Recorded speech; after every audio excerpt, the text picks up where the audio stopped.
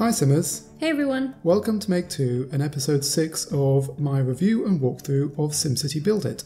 It's been a bit of a big week because it's been the first update to the game with real changes that I've seen. We are now on version 1.3.3, which was released on May the 8th, so just a few days ago.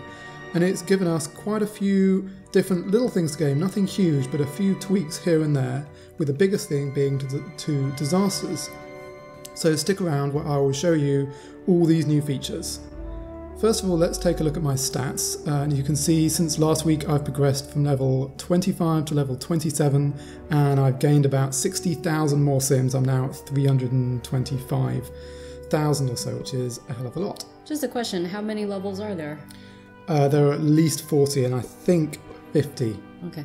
And if we look here at the bottom, you can see I've got somebody who's on level 61. Okay. So there's quite a lot. So before we go into the update, I'm going to just quickly, because I can do it, do my cargo airport. I love those planes when they take off. Yeah, the cargo one down here, you can see, I've never actually seen it. Oh wow. Close itself and take off. I think it just disappears. Mm-hmm. Let's get started with the meat of the update. The biggest thing is the disasters has been upgraded and, well, made more complicated, really. The building's been upgraded. It now looks like a kind of gothic, crazy Art Deco building with this weird, crazy hatch next to it. It took me a while to work out what to do to get the disasters going. So let's take a look here.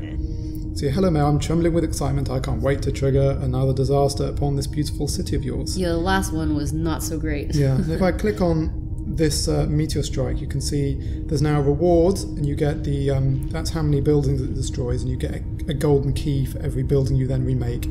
There's also viewpoints, and it now also tells you the level of damage it inflicts, the number of buildings it will destroy. So I'm currently level 1, and if you look now at the top, you can see I can upgrade to view tower to level 2, which is going to cost 50,000, and that then unlocks gradually some of these different things. You can see there's a long way to go before you can unlock. I already had earthquakes, alien invasions. I didn't have tornadoes, which requires up to level 7.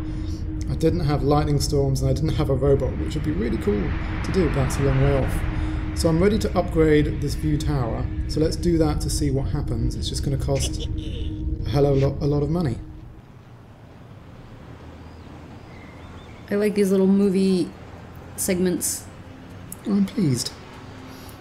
So I think we're now... Oh, here we see we've unlocked earthquakes level 1, or we can do a meteor strike level 2. Which do you want to go for? Meteor strike or earthquake? Didn't we do meteor strike last time? So let's do an earthquake. So you take the round symbol here, and then you drag it. You see as I'm dragging around the screen, ooh, it's being sucked into... The graphics in this game remain awesome. Yeah. So it's now being sucked into, I'm going to let it go. So now it's ready to inflict damage, and I now just, as you can see, drag these arrows over to fill it up, and now drag this other one over, and now, so that's like stage 2, and now go down to the bottom of the screen. I have to press the big red button, so it's more complicated. I don't know if it's better, but it's earned me some view points. Wow. Oh no, here we go. Oh gosh, the buildings are actually wiggling. Oh no. They're all wiggling. Oh gosh. Wow. I never like my buildings. Oh wow, a 3. Okay, so that's not going to be so bad. So that's the new... There was one of my Tokyo Town ones. That's a shame. Yeah, it keeps going for those. Yeah. So, well, that's one big thing. As you can see here, I've now got my own Tokyo Town skyscraper. That's pretty cool. I've got a bunch more Tokyo buildings, and I can upgrade this one here, which I'm going to do now. And see what it looks like. Yeah, I think the Tokyo Town buildings are the most picturesque and interesting to look at, with all the lights and stuff. Oh, so how that's cute. a nice one. I actually do prefer it to see this one in the middle with a hard hat. That's the simplest one. Yeah. I actually think I prefer the next level up, these two to its right. Yeah, they're more interesting. Yeah, but I will keep this one at least and this one in the center of the screen as the bottom one. My aim, as I said last time, was to have the center of this town be more low rise and then gradually get high rise throughout. So I've started that, and I've also been upgrading at the back of the town here, including extending as far out as I can. And that obviously is the key way to boost your population. So let's go over the quick other few things that have been changed. First, if you click on the government services panel, all these icons have been refreshed. And if we look down to the bottom right, these specializations, the ones in blue are the ones I have, the ones in grey are the ones I don't. New to this update is worship, which unlocks level 40. Each of these, the church, the mosque, the temple, and the modern temple, all have the same area, all have a population boost of 20%, and all have a really high building price of 40 keys. So, well, I'm a long way off from here now, but they don't seem like great value in terms of boosting population, but obviously they do give that extra dimension to the game.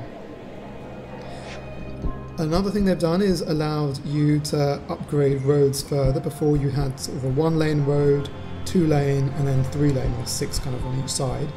They've now expanded that to 2 more things, which are, I think, avenues, and I've just got to find the last one. I think it's avenues and boulevards. So here you can see it's at the top of the screen is the 1-lane road. There's a tiny patch in the middle which is a 2-lane road. This one near the end with the turn is a 3-lane. And then the one with the trees down the middle, that is an avenue. And if I upgrade that again, it becomes a boulevard.